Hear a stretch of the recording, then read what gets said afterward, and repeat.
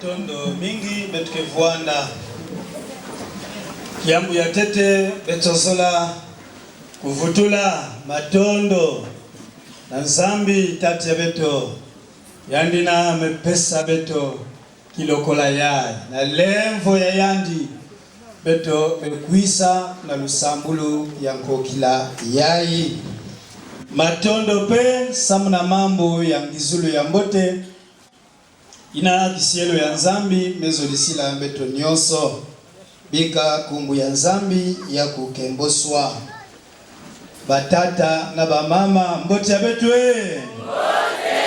mbote diake beto kesambila nzambi tati ya beto beto zola kuwa ndinga yange zonza yange na kati ya batima ya beto kana beto mekwisa awa ni kuwa luzolo yange mambu yange inake siamisa beto mambu yange inake bomba beto mambu yange inake sungika luzingu ya beto pesa beto mambu yange na kumbu ya Yesu. Amen. Mambo ya nzambi inabetu kelongoka na nkokila yai betu mekuzoyao na évangile selon Marc au chapitre 2 betu ketanga verset 1 à 5 pe betu ketanga verset 10 à 12. L'évangile selon Marc au chapitre 2, nous lirons les 5 premiers versets et par la suite, nous lirons les versets 10 à 12. Tika totanga maloba na nzambe na kombo na Kristo. Quelques jours après, Jésus revint à Capernaum. On apprit qu'il était à la maison et il s'assembla un si grand nombre de personnes que l'espace devant la porte ne pouvait plus les contenir. Il leur annonçait la parole. Des gens vinrent à lui, amenant un paralytique porté par 4 hommes.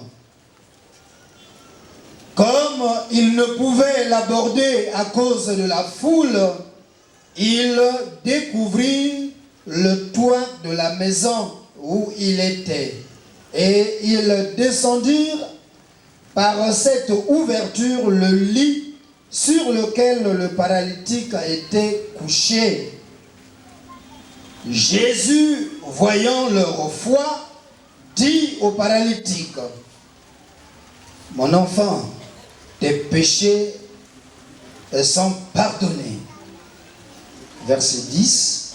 Or, afin que vous sachiez que le Fils de l'homme a sur la terre le pouvoir de pardonner les péchés, je te l'ordonne, dit-il au paralytique, lève-toi, prends ton lit et va dans ta maison.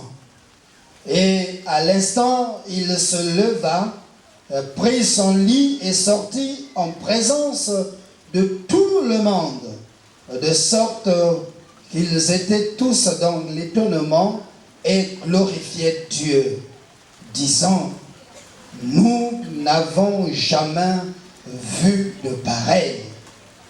Nous n'avons jamais vu de pareil. Amen. Ba ndeko nangai kati na Kristo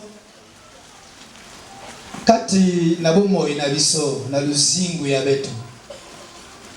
Et surtout au moment où nous traversons des épreuves, la tangu ya pasi ya bampukumunu bantontolo inati luzingu ya beto ke na kukuamuswa beto ke na nzatu ya kufuanda, assisté ou accompagné par des bons amis ou des vrais amis na tangu ina betu kena mpasi.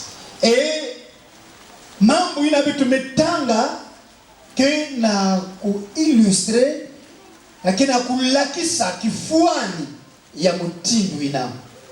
C'est pourquoi ce soir Mzolati beto ku méditer sur le comportement ya bampangi ya paralytique ou encore les 4 amis du paralytique. Un paralytique qui a des amis. Et ils sont ici au nombre de 4. C'est le mambo inabetu metanga. Batata na ba mama.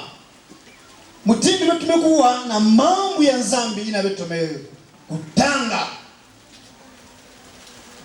Bazali kolobela na biso te Yesu azongi na kati na mboka oyo ya Capernaum. Yesu mekuvutuka na bwala ya Capernaum. Pourquoi samuna iki Yesu mevutuka na bwala ya Capernaum? Po na nini Yesu azongi kati na ville oyo? Yambwete to pesa ndimbola na motuna oyo ezali malamu ete to sosola maye malekaki liboso na tango Yesu azalaki na kati na mboka ya Capernaum. Bekfana sabati yake leve mbala ya tete ina Yesu kena kukwenda na bwala ya Capernaum. Yadi vandaka tete kuna. Et dans cette même ville, Yesu abikisaki un lépreux. Oyo azalaki motoyo na bokono na mbala abikisaki. Kati na mboka na Capernaum, Yesu pe abikisaki moto oyo azalaki na bokono ya kozala kotondisama na milimo mabe. Mutu na kuvandaka ya kufuluka na bambeve ya yimbi. Yesu kuniakisaka yandi. Yesu nina bwala ya Capernaum. Et aussi dans cette même ville, Yesu abikisaki bokilo ya Pierre.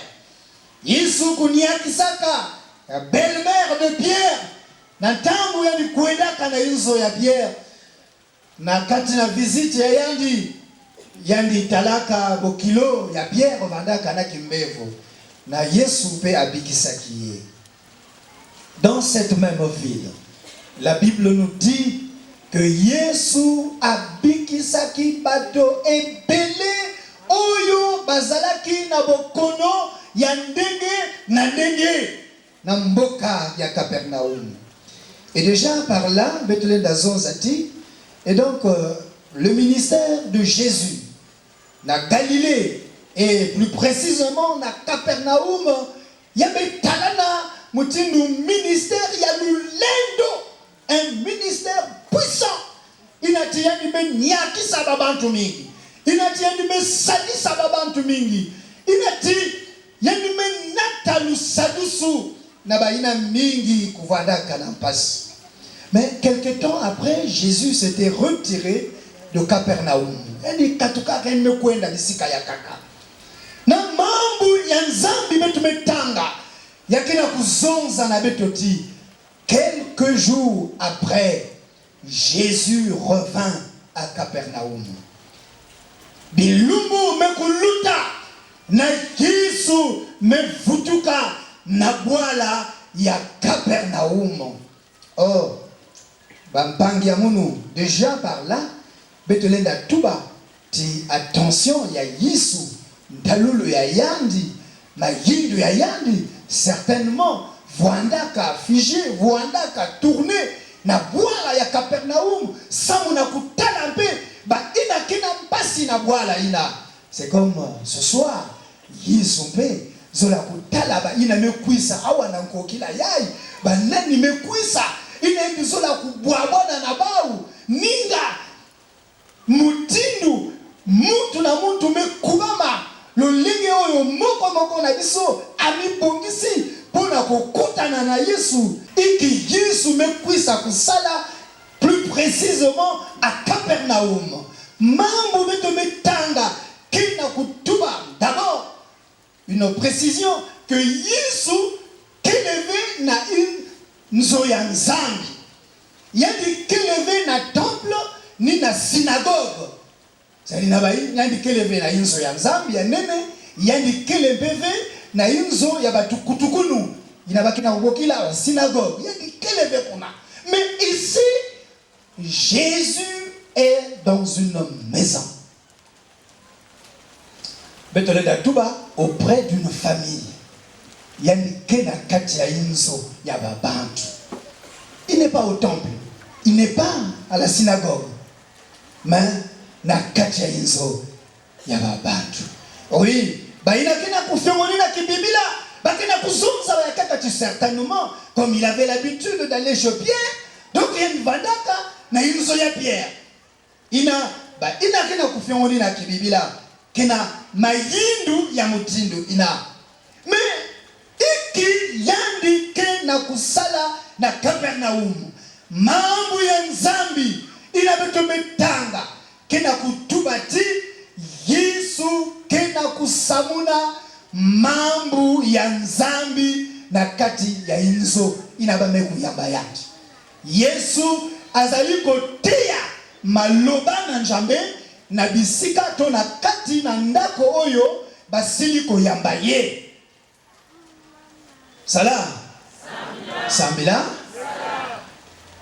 Bantu ya kakale na tuba mais samu en fait yandike na kati ya inzo, yandike na kulonga mambo ya nzambi. Et déjà à ce niveau, c'est une interpellation pour nous. Kulonga mambo ya nzambi, koteya maloba na njambe, ezali kakate na ndako na nzambi. Ezali kakate na retraite tango tozali na ngwedi na inkwele uwapi, mais même na bandako na biso tokoki koyamba ndeko oyo amemeli biso liloba na njambe. Prêcher la parole de Dieu, c'est pas seulement au temple, mais aussi dans nos maisons. Na kati ya bainzo ya beto lenda kulonga mambo ya tata. Mambo ya tata. Beto lenda longa mambo ya tata nza. Eni ina Yesu kena kulonga na kati ya inzo. E mambo beto mekutanga kena kutuba mutindi ye. Babantu mefuluka. Bato batondana ki meke na kati na ndako wana. Pe bisika ya kokotela ezalaki lisusu te. Nzila vuandaka biaka me ya kokotela biaka na kati ya inzo ina samuti babantu vuandaka mingi samu nakuwa luzolo ya tata nzambe. Oui, bampangi ya munu ina betu kena kufukana betu mingi iki betu kena kuwa. Quand nous nous retrouvons, quand nous nous rassemblons, ezali pona koyoka nini, ezali pona kosala nini, ezali pona kolobela nkombo ya nani. Awa Yesu azali koteya pe batunda ni meke po na koyoka ye. Alors, ina Yesu kele na Capernaum, diambo mosili ya betu fala kubakula. Jésus est dans cette ville de Capernaum, mais dans cette même ville, il y a un paralytique qui souffre. Un paralytique souffrant. Yesu azali na kati na Capernaum, mais azali na mobeli moko azali kuna tokoki koloba ete paralysie oyo ya ye ezalaki partielle te, mais ezalaki totale, puisque il ne pouvait plus se lever. À quoi qu'il lisusu ko telema te. Nzoto nyonso bilebo nyonso ya nzoto ekufaki. Yani lenda ve kutela madiaka. Mais Jésus est présent dans cette ville. Yesu kele na kati ya bwala ina. Tala. Yalenda voanda pendant que nous sommes là. Nzoto ezali ko sala pasi. tango musozo komituna me ngai vraiment Yesu azoloba nini iki Yesu kena ku zonza est-ce que yandikela wa to yandikele ve buke zonza nange que Jésus est là, il est présent. Jésus est présent à Capernaum, mais il y a un malade souffrant, agonisant. Yesu ke na kati ya Capernaum. Mais diambu ni yai kena kutalana pampangi ya munu. Na image ya paralytique yai. C'est vrai, la Bible ne nous donne pas son nom. Mais il se pourrait que la situation peut-être qu'il y a quelque semblable à un paralytique. Nyon somakamonyo ceci est koufi.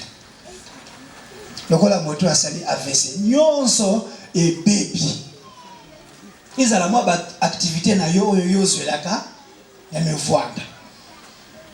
Ils ont la moi bisika oyo yo lukelaka bikuke kangami. Ils ont la moi bisika oyo ti espoir na yo ezali yango pe baby. Tout est paralysé. Tout est. Voilà. À l'image de ce paralytique, certainement qui singu yange peke na kutala na mutindi. Mais diambu yangi tukulu ni ya. Un malade, mais qui a des bons amis. Bah, azalina bandeko ya malade. Lokola na lobi, betke yindu la fioti na comportement ya ba camarade ya mbevu ya paralytique ya. Ina betke kuyindu la fioti jambu ya teteni ya. Nous n'allons pas spéculer, mais c'est juste quelques analyses betke ça là par rapport na réaction ya bandeko oyo bandeko mine oyo bazali kolobela. Tokoloba lipoate mais tokobenga kotala par rapport na agir na bango par rapport na ndenge oyo bazali kosala lo lenge nini tokoki ko qualifier bandeko mine oyo jambo ya tete ni ya beto kimsimba kambo ya liboso bandeko oyo baboyi na makanisi na bango que batala kandeko na bango toutefois alala kaka likolo na mbeto que chaque fois bakende kotala kaye na ndako azali ya kolala likolo na mbeto. C'est-à-dire ils ont dit non au statu quo, c'est-à-dire kaka bogo oyo tokomi kozela ka mokolo kokufa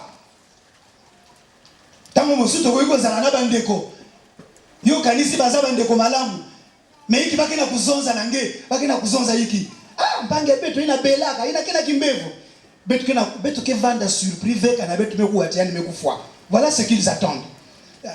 Toko kamade ce qui de yoki akufi beto ke pamuka ve kana beto meku wa tiani meku se suicider beto ke pamuka ve kana beto meku wa tiani mesala AVC beto ke pamuka ve parce que sa situation est grave.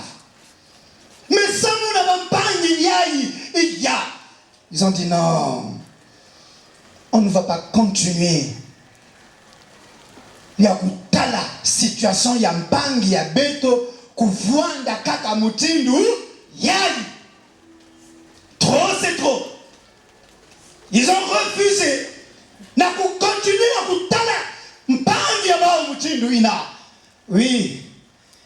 Batata na ba mama kuvwanda na ba mbangi ya mutindu ina ketu bati non. Situation yai, il y a maman un tel, il y a papa un tel, il y a notre frère. Mais que tu as il faut agir. Il faut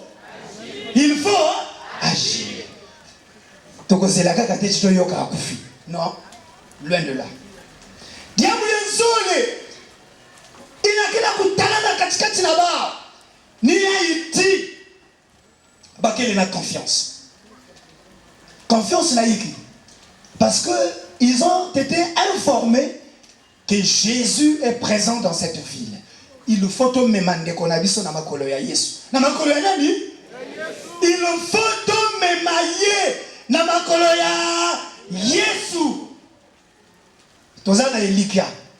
que oyo yeso azali ko sala akoki pe ko sala yango na ndeko na biso. Ina yesu kusalaka na bwana yai avec le lépreux, avec le démoniaque, avec la belle-mère de Pierre. Jésus est capable de le faire à notre frère. Azali na makoki ya kosala yango na ndeko na biso. Alors il faut le conduire au pied de Jésus. Il faut te memaye na makolo na Yesu. Ikamo mosusu oyo ngai na sosoli tango nazali kotala agir ya ba ndeko oyo très déterminé. Oyo bakani pona kosala esengeli basala yango. Oyo bakani pona kosala esengeli basala yango pona bolamu na ndeko na bango. Déterminé. Samuna kujibika mambo ina bame kuteza. Et quatrièmement, motivé à résoudre le problème. Parce qu'il est motivé à donner une solution. Il faut diambu yai kuyilama. Oui. Bampangi ya munu. Iki kena kutalana na comportement ya babantu yai. Ina betu kena kutala na agir ya ba. Oui, bampangi ya lusolo. Betole da vuanga na bampangi ya mutinduina. Mais nous avons un ami fidèle. Plus fidèle que les hommes. Comment on a un ami? Comment on a un ami? Comment on a un ami? Comme Memayo, il bosse ensemble. Oya sala qui était voile ba pasola yango pour que yo se tenir en présence de Dieu. Oya sala qui était bâtonnion so ba koki ko zo epoussa ya ko pelema li bosse na jambe. L'ami fidèle, c'est Jésus. Oui, banpangi ya munu. Iki babantu iyaya ikena kusala. Alors, na makanisi na bango bami idika mwa kima tindo brancard bami tout la pangi ya bao na kati bami lalisa yanji. Alors bao iya bakena kunata yanji na sika ya nani? Ya Yesu. Na sika ya nani? Ya Yesu. Bampangi ya lusolo. Betumekuwa que ses frères sont motivés. Betumekuwa Tibakele est déterminé. Betumekuwa ils ont refusé le statu quo. Betumekuwa ti ba me manga déception mais ba sola timpangi ya ba okubo. Alors que nous dit le texte? Bame kumana yandi na inso là où Jésus était. Ils sont arrivés qui sika ina Yesu mbevwandaka. C'est là la katia inso. Mais ina baki na kusosa na kutala kisika ya kukota na mbevu. Asiki? Ina baki na kutala kisika ina bali na kotisa mbevu. Bisika oyo atako mema ba oyo botala ndenge bato na mokili basalaka. Biso nyonso ko fanda boy tozo yoka maloba na nzambe. Toza na posa na le piko. Mais ça na bato mosusu peut-être pas si eleki. Mais tango mosusu tozo zuate makanisi ya kolobati ndeko yo leka nani bonga na zala moto ya sima. Jamais. Kilumu mosi metala na l'hôpital. Babantu metula ba carnet mutino yakele de coutume. Heure d'arrivée à mutu mutino bake kuyamba. Bakena vingila mutu ya tete mekota, mutu ya zole mekota. Alors mutu na ya tatu zola kukota yandi kena kimbevo, kena kusala yandi pasi. Yandi fana kukota yandi kumani tour ya yandi. Mais subitement bakena kunata bakala mosi ya nene ya kuzangama plus costaud que lui, hein, gabarit na na ye ntango azali kotala embange ya moto. Bato mibale basimbi tata wana bazali koya na ye. Tata wana azolela. Yaniki na kuzonza ti dinu lino ezali kosala ye pasi. Tata oyo alingaka kota na 3e tour. Tango atali tata monene azali kolela pona lino. Habite. Donc ya ye eleki ya ye eleki ya moto monene oyo azolela ka pona lino ezosala pasi. Te donc ya ye pasi eleki. Bon lekisa ye na place na ngai ngana patienter lisusu bongo na zala moto ya mine. Mais c'est pas le cas à Capernaum. Tango bazon mema paralytique oyo. Ata moto moka koloba ete ebakata mobali boye bato mine bazon mema to lekisa nani ye pour que biso to sala ta bato la sima to yoka nini Yesu akosala. C'est ce que représente le monde. Na égoïsme ya bato. C'est ce que représente le monde. Na ndenge tozali na mitema mabe. Na ndenge mosusu tozali na makanisi mabe. Ya bolamu ezali te. Tamoke peut-être tant mosusu tokoko kosala bolamu. Bato nyonso bakangi nzela. Moi je me dis certainement ba oyo basimba ki paralytique ba tourner ndako tu bazoluka bisika oyo bakoyo koti Satan na fenêtre. Mais ata esika bato bakoloba ete bokoti saye ata awa biso to pesa pour ça. Asiki voilà le monde. Botala ndenge mokili ezali. Bazongi certainement na porte na paralytique oyo mais ba oyo bakangami bakangi nzela na kolekisa asiki. Voilà le monde. Le monde.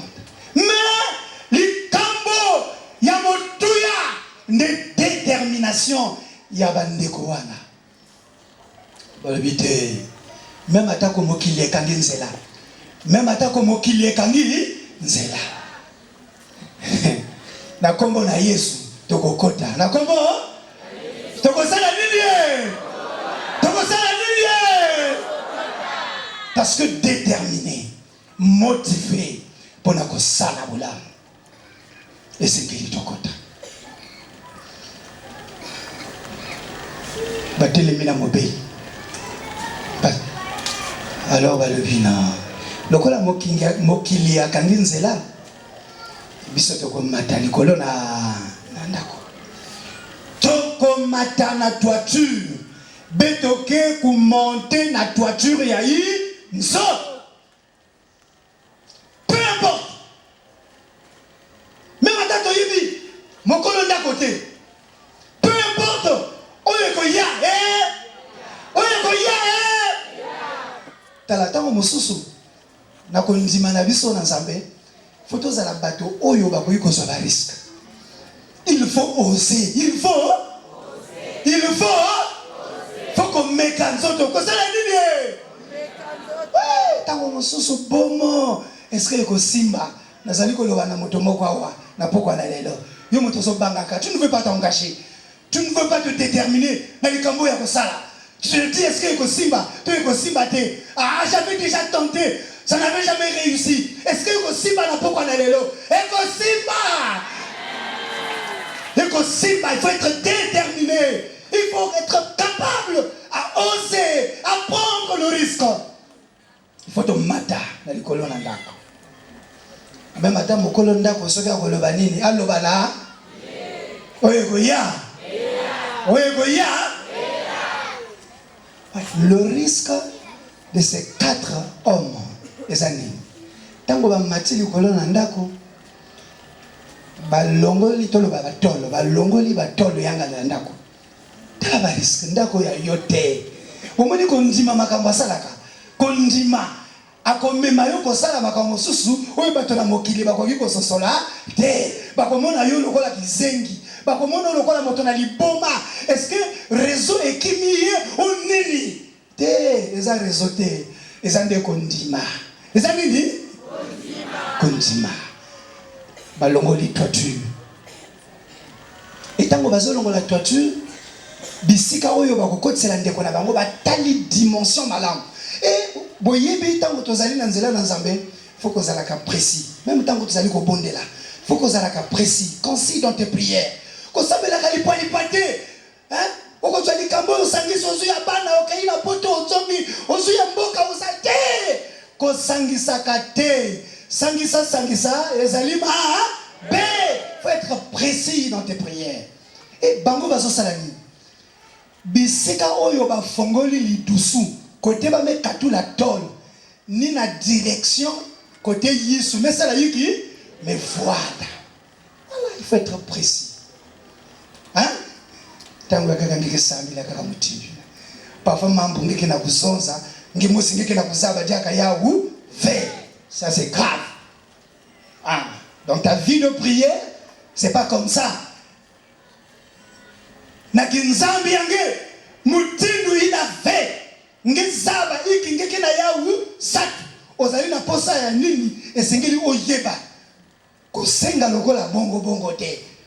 Alors tango ba fongoli lidusu nde bisika oyo pe Yesu afandi bazui brancard bazui basinga bazali kokitisa mokili azosala nini baoyo bakangaki nzela bazosala nini tala boyebi makambo mosusu Nzambe asala kati na bomoi na biso mpona kokangisa monoko ya mokili ya bato na mitema mabe alingi ete bato nyonso bamona alingi ete bato nyonso batala ndenge lobiko ekoya ndenge lobiko ekokota kati na nzoto na yo bato bapamuka te. Nzambe asalaka makambo na ndenge ya kobombana te o bongo bato batuna ebandaki ndenge nini esalaki ne te bino moko bomona ndenge bolamu na Nzambe ezali bino moko botala ndenge bunguya na Nzambe ezali kokota na nzoto na moto. Oui bazokitisa Yesu kena kwenda azonza ya yanda mokili bazotala Yesu azoteya bazotala moto azokita oyo bazokitisa mobeli tina makolo na Yesu na ebite pokwa na lelo nani azali prêt ya kokweya na makolo na Yesu awa na ebite ezali mokolo na yo lelo mokolo na yo lelo omikweyisa na makolo na nani Yesu simba yango lelo eza lelo tika makambo ya mimesano moke kwenda na kilumbu ya ini kilumbu ya te lelo eza okoya kufanda komikweisa na makolo na Yesu. Amen papa. Tango bakweisi ye bakitisi ye na makolo na Yesu. Boyoka reaction ya Yesu. Yesu azoloba nini? Azo pamela bango te yani kina kubami na ba uve na kutuba bino ye. Samuna yiki bino sala mutindu ye. Inzo yangana bino katula twatu. Bona nini bosali boye bokolukela makambo kwete zaki ndako na Yesu te ezali ndako yanga na bayambiye. Donc Jésus me pouvait dire mais puis no bosali boye bokolukela makambo peut-être mokolo mosusu bakoyambanga lisusu awa ate jusqu'au point ya kolongola toiture ngana mais puis no bosali pas de reproche à ce sujet tango bakitisi ye Yesu atali ayi asepeli na kondima na bango abi kondima na yo tala même tango tozali awa tu te dis est-ce que vraiment est-ce que Nzamba ko limbisa avec tout ce que j'ai fait dans ma vie est-ce que na oyonga na sali est-ce que boye tala kuna Yesu azali ko tala lisusu te alimbisaki déjà azali sokuna te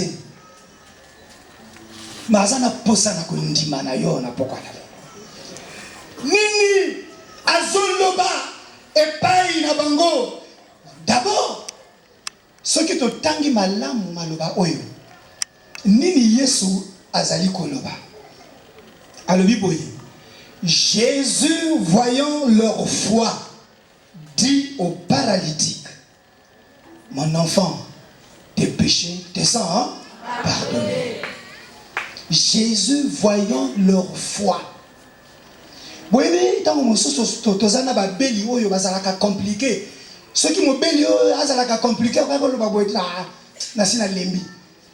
Boko memanga lisusu kuna na kozwa nini? Botika ngana fanda na ngai.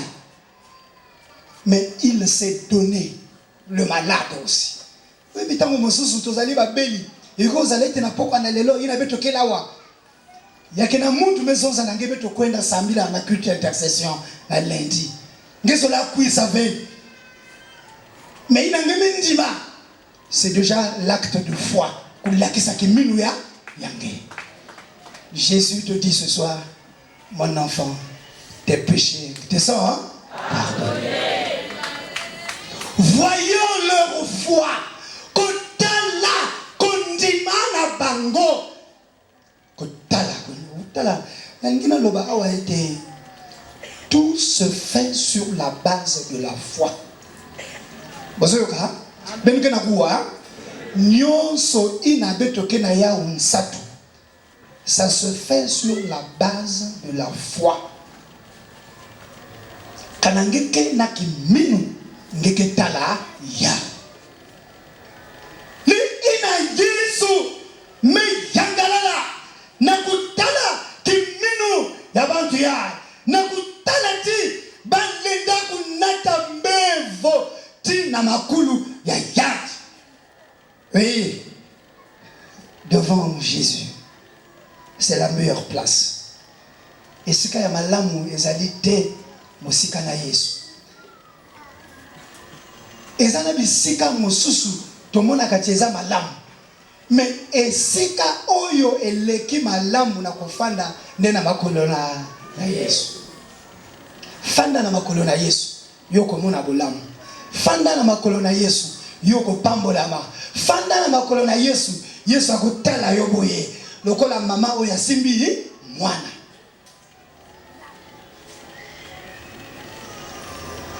Bampangi ya lusolo. Na manima ya kuzonza mutindo ina kaka na mambo betu metanga. Yesu metuba mutindo yai. Pour que babantu pete bato nyonso ba yeba ba sosola.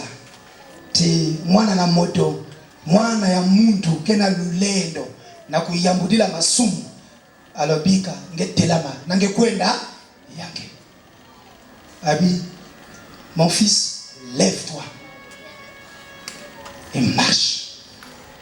Telama na kwenda mambo zole mejelama na kizingu ya paralytique. En tant qu'homme pécheur, ses péchés ont été pardonnés par Dieu ou par Jésus. Deuxièmement, en tant qu'humain, il a été il a été guéri physiquement. Mambousole. Ce soir, Mambousole inabe, il y a que les possibles na kizingu yake. Sini masumu, Yesu ke lemfokila. Sini lunyakusu ya nzutu, Yesu akobeki sape. Zala prêt, bona koyamba, no biko, nanjambe, oyoye, azali ko pesa kati na banala. Ce soir, nini Yesu alingi amona kati na biso. Une foi qui ose faire ce qui est difficile. C'est-à-dire kondima oyo ezali komeka komi pesa na kosala makambo ezali pasi. Même ataba lo bakati simba kate yanga ifo lelo et simba. Une foi qui ose de faire ce qui est difficile. Lisusu, une foi qui ose de faire ce qui ne se fait pas. Kondima oyo ezali kompesa na kosala makambo oyo esale maka te. Bwebi pona nini? Pour que eleke la bato. Ça dit makambo esale maka te. Soki yango esalami bato bakoloba nini? Elekeli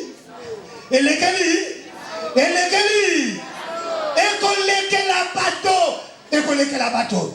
Parce que ça ne se fait jamais. Ça ne se fait jamais. Et ce qui te tangi kati na Biblia, Yesu asalaka ne makambo wana. Nzambe asalaka makambo ezali impossible aux hommes, mais possible à Dieu. Tala Marie et l'enge ya mwasi wana. Tango ange alobi na ye que yo kozwa mokumba okobota mwana mobala bit ngai bandeko naza moseka kutu na yebi pe mibali te ekosalema ndenge Nzambe asepela kosala makambo ya bongo kati na bomoi na biso. Des choses incompréhensibles aux hommes. Makambo yo bato bakoluka batala ebandeli ndenge nini esalemi ndenge nini euti wapi pe kosuka ndenge nini. C'est ce que Dieu fait pour na kolakisa nkembo na ye katikati na bato. Oui, une foi capable na oser, na sala, na meka. Je sais pas ce qui na pourquoi na lelo tozali prêt ndenge omi bongisi ndenge ozali komitala ozali prêt na komipesa po ete makambo ya bongo esalema kati na bomoi na yo. Oui, Yesu azali kosala makambo wana pona kolakisa bonzambe oyo ezali kati na ye pe nguya oyo tata apesi katikati na ye. Po ete alobi lokola natangaki, oh, afin que vous sachiez que le Fils de l'homme a sur la terre le pouvoir de pardonner les péchés. Afin que vous sachiez. Le vous là, c'est pour le monde. Afin que le monde sache que le Fils de l'homme a le pouvoir. Peut-être bateau, va sosola, va yeba, que moi na moto, azalina mouya. Oui, Bampangi ya le solo. Nanko kila yai. Mutindo mezonza. L'ami fidèle, c'est Jésus. C'est lui-là qui est capable de te conduire devant le Seigneur Dieu. Ni oyazali na nguya na komema yo liposo na njambe tata ngai na sepelaka na liloba oyo elobi boye mokote azana nguya na kobotola eloko oyo Nzambe asimbi. Mundu ve kena lulendo na kukatula na maboko ya Nzambe kima ina yandi mesala hiki yandi mesimba. Alors nankokila yai, le Seigneur veut te saisir par sa main pour te conduire au pied du Père. Liboso na tata, liboso na tata, liboso na tata, liboso na tata, liboso na tata. Alingi komema yo. Samutinge talanlevo ya sa. Mais diable mosignal. Il faut faire comme ce paralytique. Kolobateti mais yake vanda souvent kaka ni mutindo ina. Est-ce que nankokila yai diambo ya kakalenda talana? Et plus d'une fois, j'ai déjà entendu des prédications sur ce texte. Ça a été toujours comme ça. Est-ce que vraiment il y a qui est talana? Non, tala. Muzola zabi sange mutindo yai. Beto nyonso awa beto kena kutala, beto kena kutala. En dépit, s'il y aurait parmi nous un frère ou une sœur qui est aveugle, mais beto nyonso beto kena kutala, biso nyonso tozali kutala. Mais oyo na kosenga na yo na poko na lelo. Fais comme si tu étais aveugle.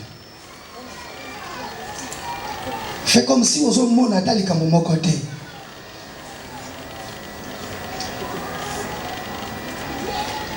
Le collant aux hommes Nathalie comme mon côté. Alors, tu viendras ici par la foi et non par la vue.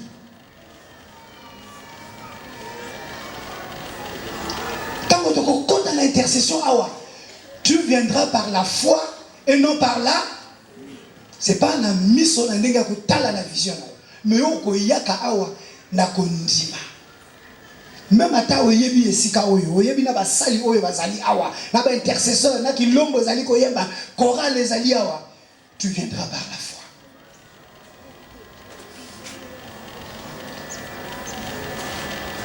Fais comme ce paralytique. Tu vas t'abandonner. Na brancard ya Yesu. Amemayo na makolo na tata. Tu vas t'abandonner entre les mains du Seigneur.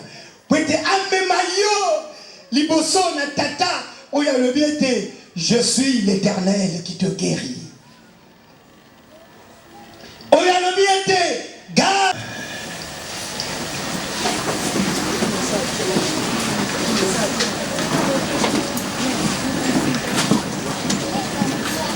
Tozali liboso na Yesu. Tozali liboso na Yesu. Bosa na ete oyaka kina ndeko. Si yavana na mpangi mena tangi simba ngeme kwisa dangi awa. Zibana yandi. Que maintenant tu es en présence du Seigneur. Zimbana, tu nous kwisa kana camarade, ou na un tel. Mais mets ta foi maintenant en exergue. Là qui ça maintenant continue manayo. Devant le Seigneur. Ici kayo zali. Mais quand on dit mitala. Seigneur, ceux qui osent là qui na Capernaum, les lobes osali awa. Yebisa yango na kati na motema na yo. Seigneur, ceux qui osent là qui na Capernaum, mais na poko na les lobes osali awa. Ceux qui osali awa, ngai mobeli pe nazali awa. Ceux qui osali awa, ngai komba nazali awa. Ceux qui osali awa, ngai ouvrier, commerçante, nazali awa. Naï célibataire, nazali awa. Si tu étais présent, Seigneur, à Capernaum, nanga ya poko na elonde awa. Seigneur, nazali awa. Tingala kutegekele bana sui. Tala nzambi na miboki lake.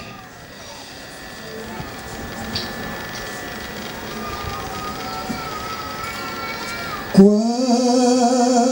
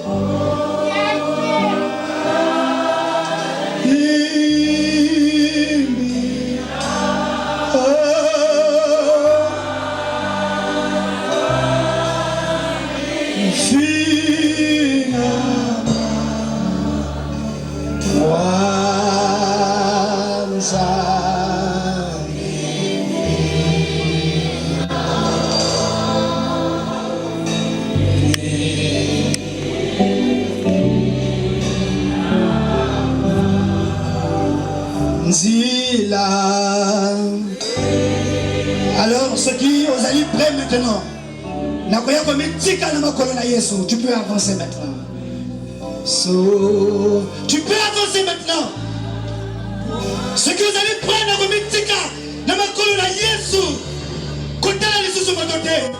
alors il y a maintenant, Seigneur,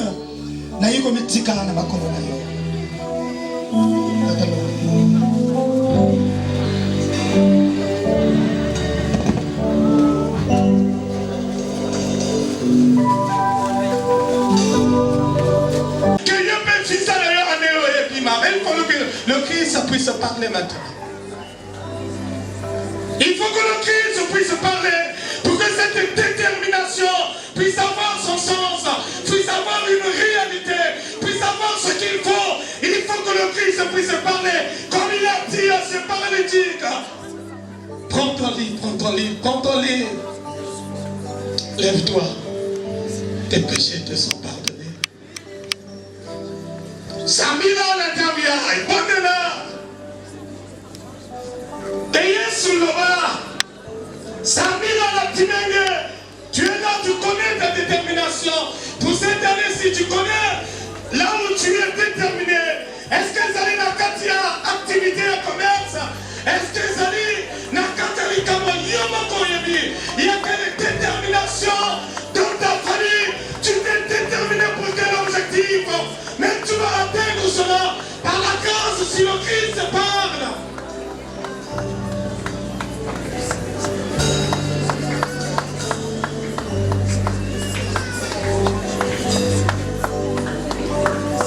Samina. Ne vous parce que vous allez écouter la main, mais Samina. Ne vous parce que vous allez écouter la main. Mais bon de là, bon de là. Bon de là. Il faut qu'on ait une détermination. La détermination des hommes de la foi. Il y a une tu es déterminé.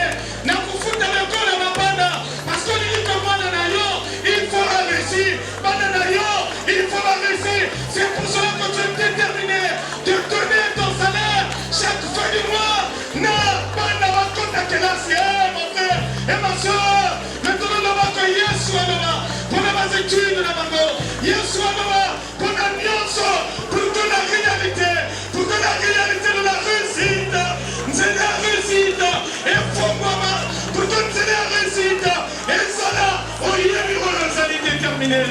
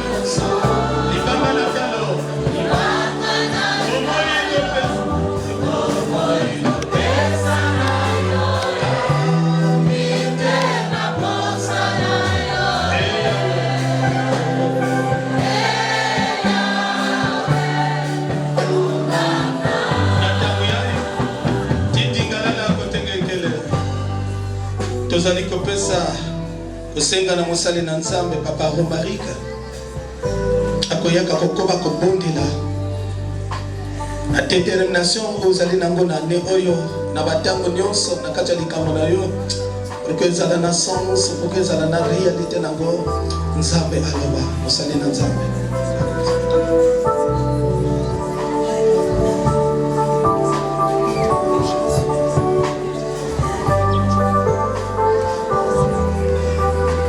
Tu es Seigneur. Tu es l'Éternel des armées. Il a dit kama ya nyonso mekuisa na tandisi yange kubwana makulu yange. Samunge baka bao ya venzambi ya beto na pesa mvutu. Bakela wa mutu na jambo ile kuna tayandi. Ngeke nzambi me changerait. Yesu ya Kapernauma ni Yesu ya centre d'accueil. Yesu ya mazono ni Yesu ya kubuyai. Bawuyai nzambi. Bawuyai na makulu yange. Sonza masumu yange mekulevuko. Baka tande yange kwenda. Zonza na mama yai. Zonza na kibusi yai. Zonza na bangi yai. Tata yavanda kibevo. Yavanda l'école. Yavanda kisanu. Yavanda commerce. Jambo ile leo kuishi na. Yani leo kuzo kubwa na makulu yange yani yai. Yesu yani yai. Oh, Yesu yani yai. Alikena kutina. Alikena kunyonga. Merci ya yani nange. Ndeke futula kwa ila ke kuisaka nange. Ndeke futula kwa mtindi wa kuisila.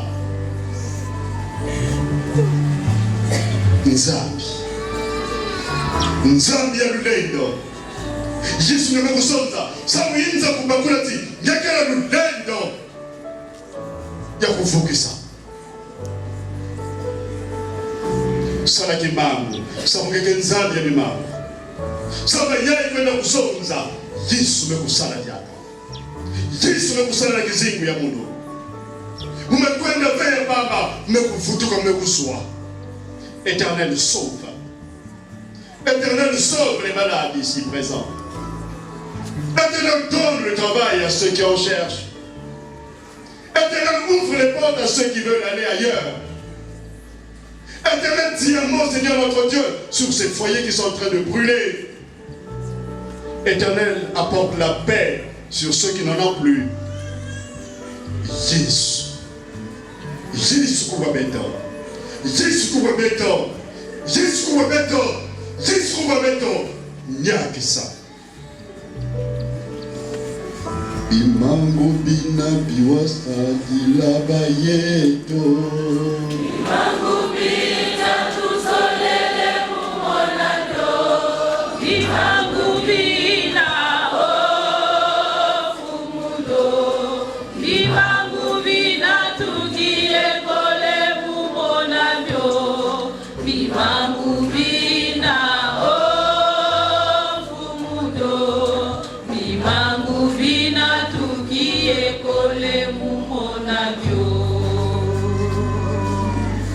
Ngeke nzambi inongesana na bila tikinaka beto inabeto sana kutana ya nzambi. Les miracles que tu as opérés, Seigneur notre Père, dans les vies, Père, de ceux qui nous ont précédés dans la foi, Père, nous voulons le voir. Nous voulons le vivre, Seigneur. Maintenant, dans la vie de ma soeur, dans la vie de mon frère, Seigneur, ils sont venus par la foi comme des aveugles, par la foi une foi naïve, Seigneur. Ils sont venus, Éternel notre Dieu, pour expérimenter, Père, leur abandon à tes pieds. Tu es Seigneur. Tu es Seigneur. Il y a une fille où il y a tu es Seigneur et tu es Dieu. Passe maintenant, Seigneur. Passe maintenant, Seigneur. Dis un seul mot. Et cette sœur va repartir avec la joie, Seigneur, de la satisfaction à son besoin. Dis un mot qui sort de ta bouche, Seigneur. Et ce frère repartira dans la joie du pardonner et de l'exaucer. zangula diboko yange nzambi. Zangula diboko yange nzambi. Na suru ya batima yai. Mekuisa kikuyeko na nangi. Nzambi ya moyo. Matondo. Nzambi ya lulendo. Matondo. Samoti. Ngeke salaka. Na ndigomunu nyonso. Tu agis dans le silence. Transforme, Seigneur, afin que chacun expérimente sa foi cet après-midi. Au nom de Jésus.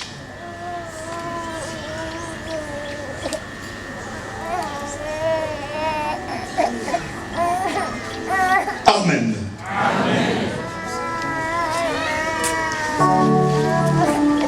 Amen. Na tango oyo bozali kozonga choral azali koyembisa biso nzembo. Zonga na kati esengo nyonso.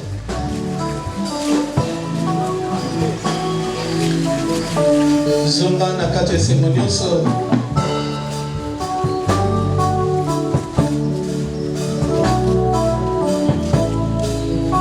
On continue dans l'attitude de la prière.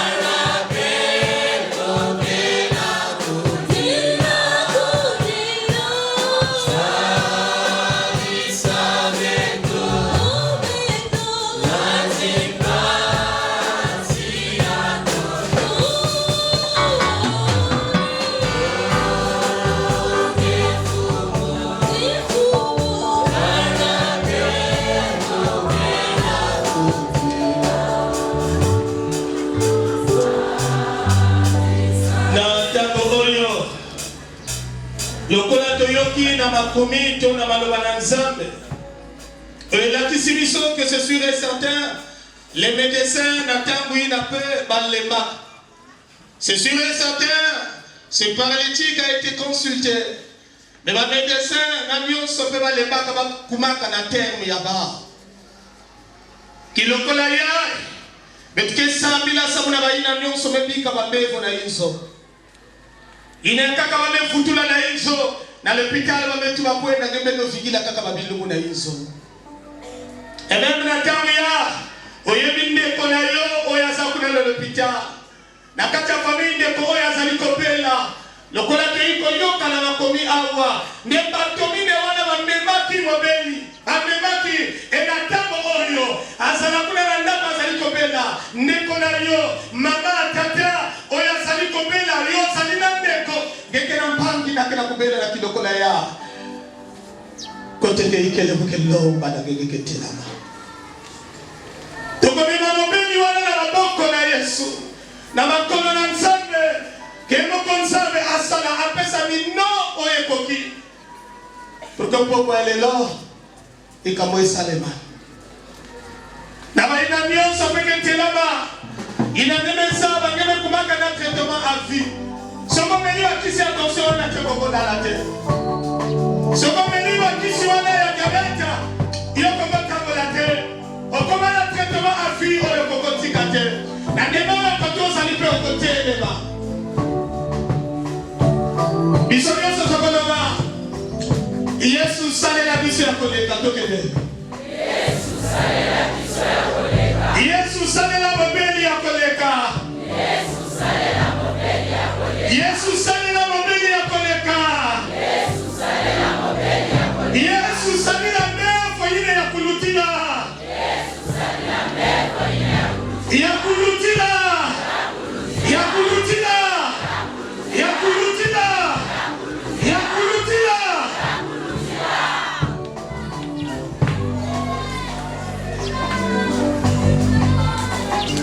Belela, belela, ya wenabika. Belela, belela, ya wenabika.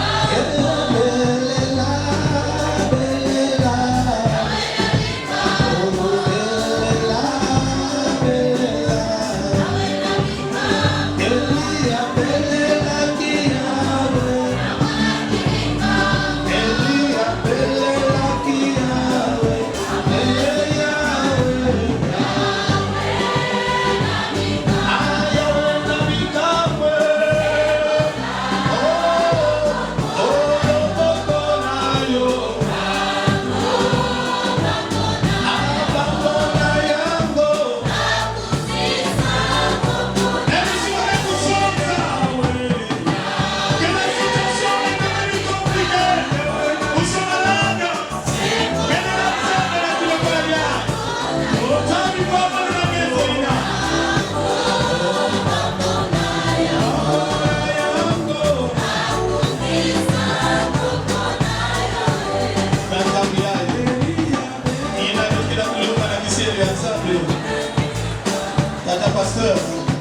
Jawalike na kufutuka na kisa sabila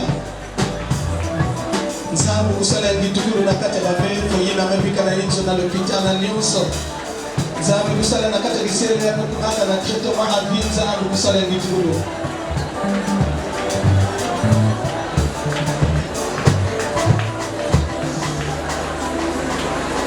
Nzambe tata ya betu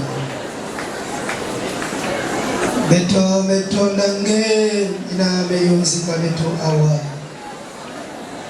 Beto metondange inange metala beto mutibu beto mekwisia Nzambi ya lulendo Bambevo ya kaka mebikana na maiso ya beto Bambevo ya kaka mbeikele awa Nzambi ya moyo Bambevo ya kaka ikele na ba centre de santé na ba hôpitaux de betala Nikuna Nzambi tata ya lulendo Ngena mesonza je suis l'Éternel qui te guérit Seigneur beto sola lakisa nange Bambevo ina mekwisa nantadisi yange sabuti nemiakisa nekatula babimbevo ina mekusimilila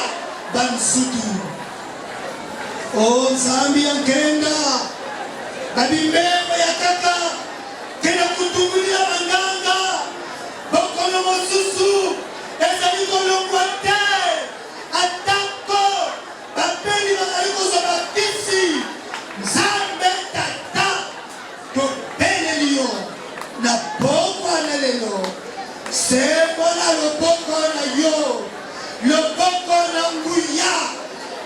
biko simba bapeli ba oyo makolo ezali kosala pasi ba oyo miso ezali kosala pasi ba oyo mabubu ezali kosala pasi Nzambe tata na nkumu ya Yesu bikaba mbevo kunyaka nina nkumu ya Yesu bika babimbevo ina tisatana mentenimina tisatana mentelamba na nkumu yange bika bakunyaka na satana kubegeswa fuisa mutantu soni fuisa mutantu soni fuisa mutantu soni inamesimilila nzuto ya bandia inasola timbangi yai kimbevu yai kunata yandi tina rufwa fuisa satana soni fuisa satana soni fuisa satana soni fuisa satana soni fuisa satana soni fuisa satana soni na yandi kupedo swa yandi kupedo swa na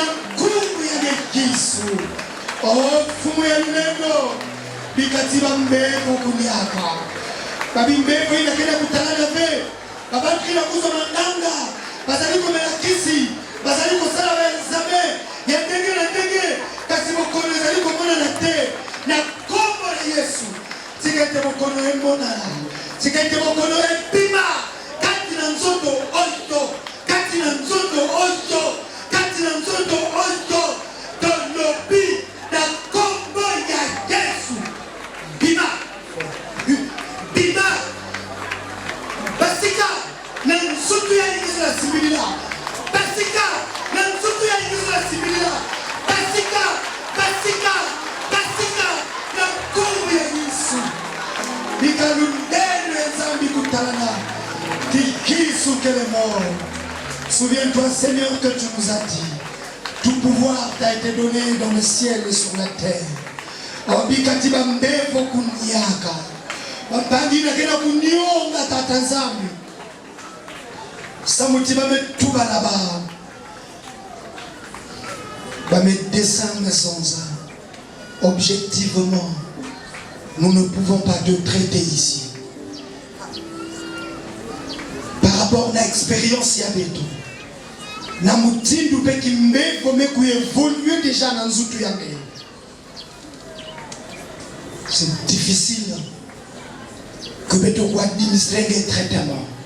Si cela est possible, dis à tes parents de te faire voyager. Seigneur, mambo iname wakana na makutu ya kakakina wa. Mambo iname wakana na makutu ya mbevo ya kaka. Alors na kokila yai mutindu paralytique. Oh meme kuisa ni na makulu yange. Seigneur, souviens-toi de ces malades. Souviens-toi, Seigneur, que nous n'avons personne si ce n'est pas toi. Oh,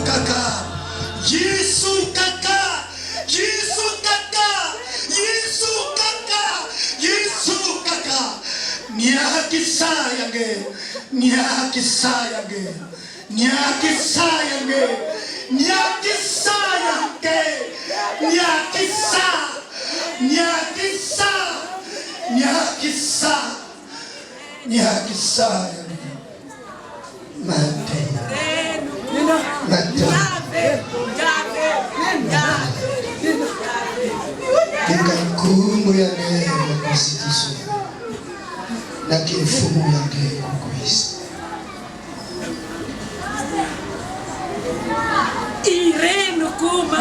Irenukuma. Yemo kwa nsambi na kayengele ejenge abatoto bantu basoka. Kembo kwa nsambi na kayengele ejenge abatoto.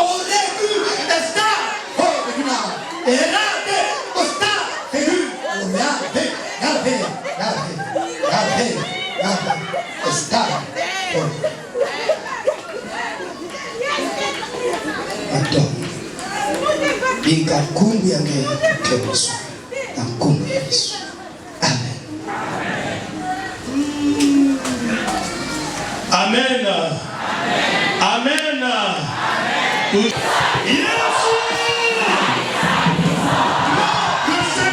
Le Seigneur est sensible. Le Maître est sensible au cri d'un malheureux. Il est sensible au cri d'un malheureux de ce qui se passe dans ta vie. Il est sensible. Il doit s'arrêter ce soir. Il doit s'arrêter maintenant parce qu'il s'est arrêté pour regarder Bartimée. Bartimée qui ne regardait, qui ne voyait pas. Bartimée qui était malheureux.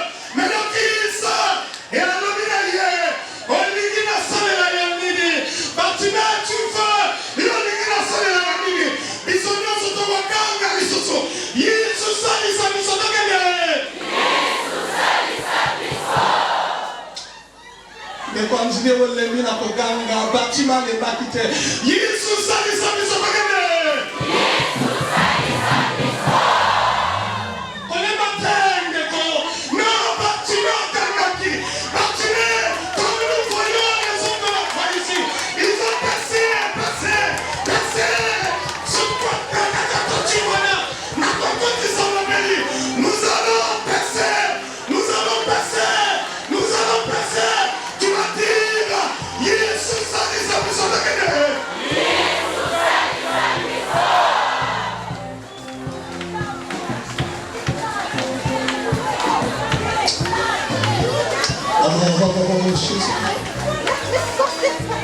Oh Jésus, regardez. Jesus salisa biso.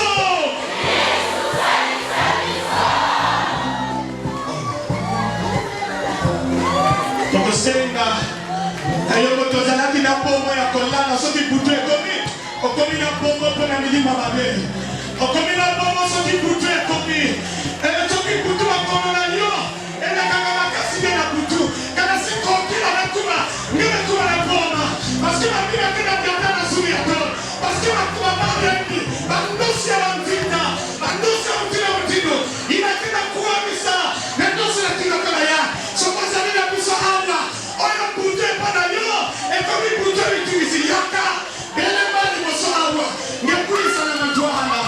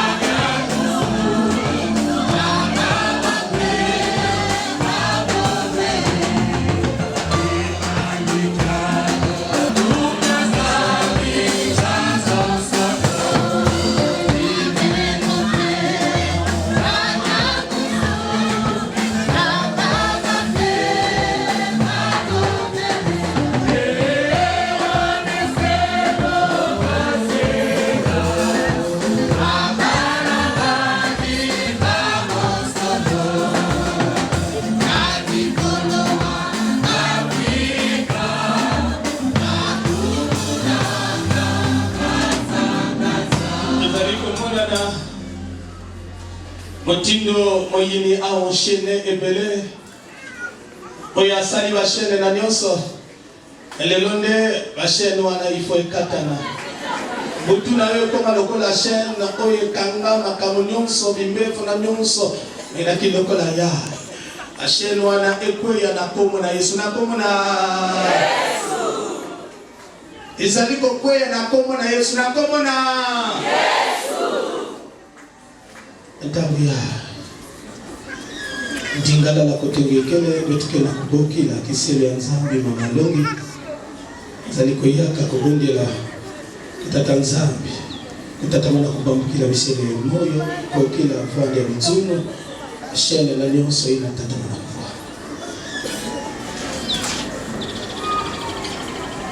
kwa Matondo mingi benke kunaunga maboko na Zulu benke kuzonza Nge Saint-Esprit benke kuzonza uchini.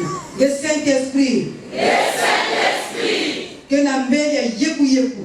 Kena mbele yeku yeku. Kena mbele lumoso. Kena mbele lumoso. Kena mbele lubakala. Kena mbele lubakala. Nakuzenga balyeina. Nakuzenga balyeina. Nina kesalatu betu lala pongive. Nina kesalatu lala pongive. Bebe leka kiminu. Bebe leka kiminu ti Yesu kala lulelu ha? Niba. Bebe kusamila.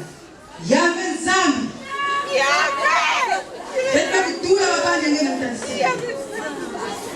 Ngena kubani naka. Mayo na tembo. Ina panda na mupu.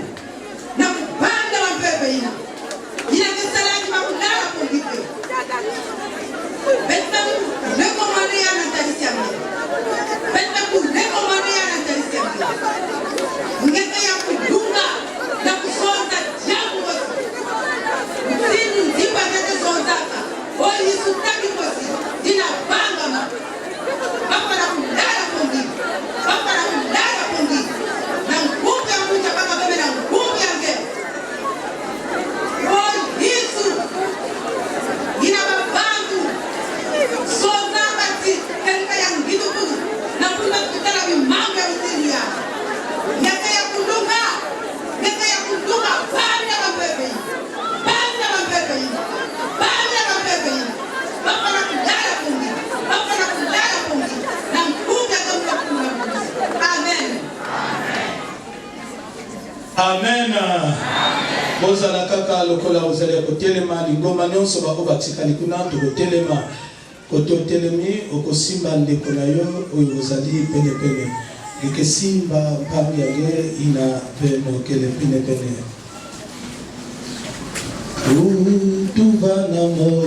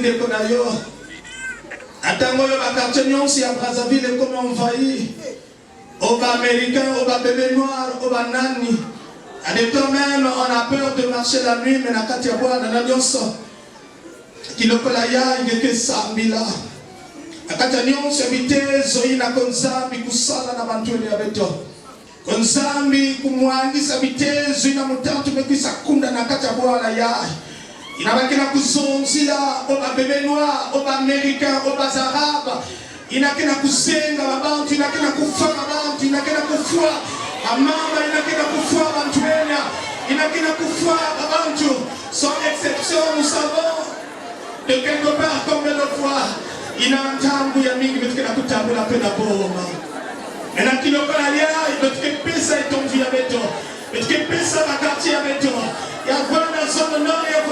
Sud na kupesa na mapoko ya Tanzania kile mosi zambi kutatema na kusala kemitezu na mutatu mekisa kunda mitezu na mutatu mekisa tedimisa mitezu na mutatu mekisa namuna samutima bantu kota na kata pasi samutima tata kota na kata pasi samutima mama kota na kata pasi ozala na emokote ozala na emokote otama na te na nyose komi na bongo na Tanzania.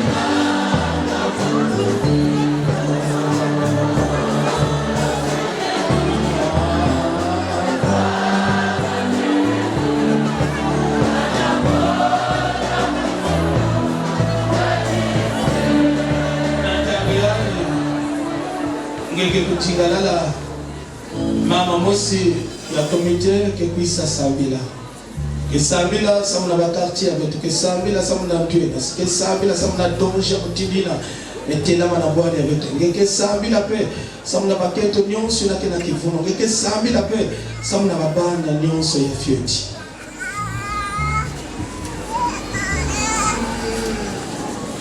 beto sambila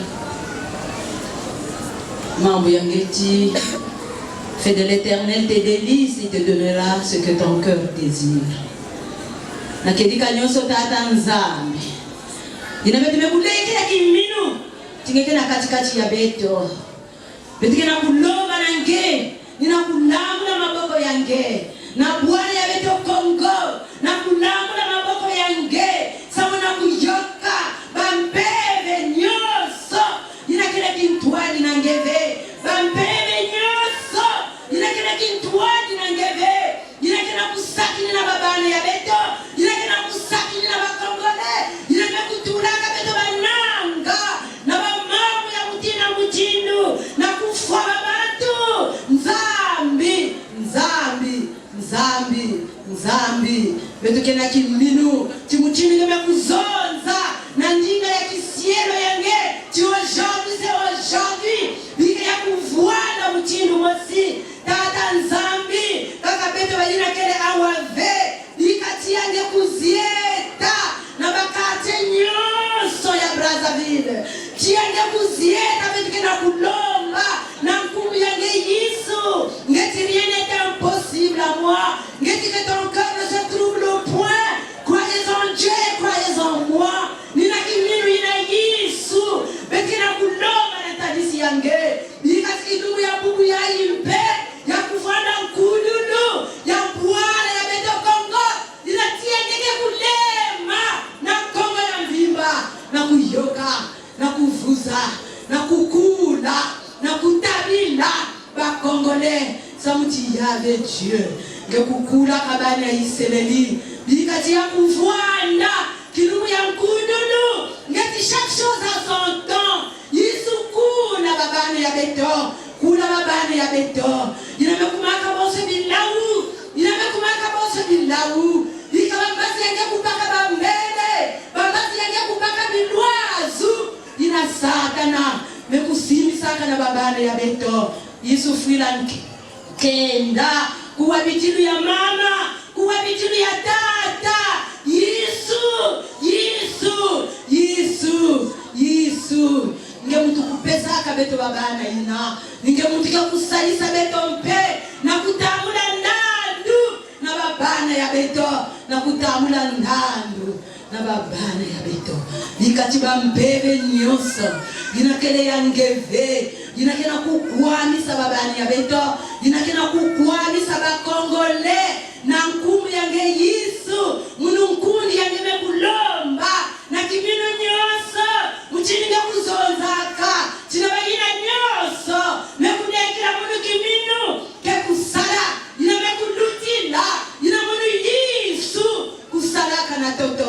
kiminu nyonso nekulomba bika mazulu yange kufunguka bika tiyange kulema na kongo ya mvima na kuyoka na kuvuza za mti nkembo na nzitusu na masika ya kuvwanda yange ngeti beto kukubama na kubwaba nange yisi beke kubwaba nange na kata bashenu ve beke kubwaba nange na kata bimbewa ve beke kubwaba nange na kimpwanza bikati yange kukula beto nge kupesa beto kimpwanza lulendo ya mpevi yange kuyala kongole na kubika yimbi na kusosa nge na kubwaba nange sabuti beto nyonso kuvwanda bayina nyonso na kilumbu yina na kukembisa nge na kusika nge matondo mingi katanza beto kena kimino beto kena kifufu tingeme kuzola beto kena kimino beto kena kifufu tingeme kuzola bakongole ngene na kutala kongole kupunga na ve yisi amekulunga amengeti ngeke na kukwisa aniba nani ngakuza kubwabana aniba nani ngeke kunata irenu koma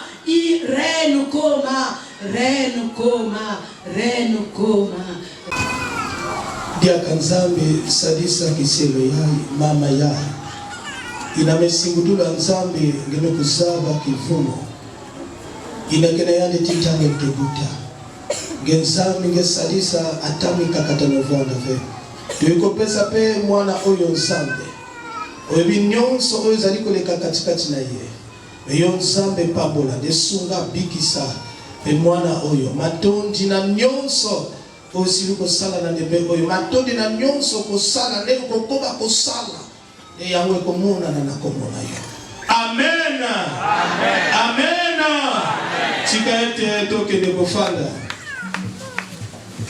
kogala